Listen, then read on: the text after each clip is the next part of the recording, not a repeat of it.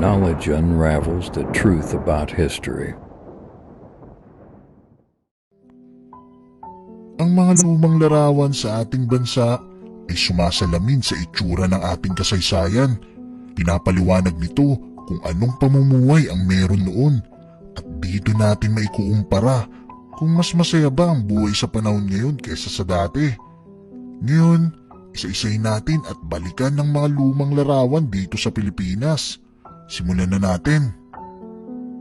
Ito ay kuha noong taong 1910. Ito ang transportasyon noon sa Antipolo. May kita ang duyan na kung saan dito sumasakay ang pasahero.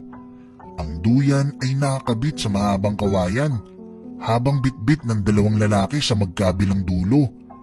Para maproteksyonan sa init ang pasahero, meron ditong bubong na gawa sa banig.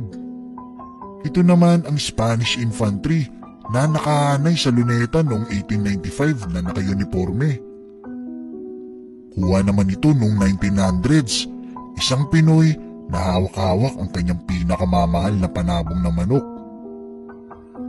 Ito naman ay larawan ng military review ni General Charles Burnett sa PMA o Philippine Military Academy na ginanap sa Teachers Camp sa Baguio noong November 19, 1938.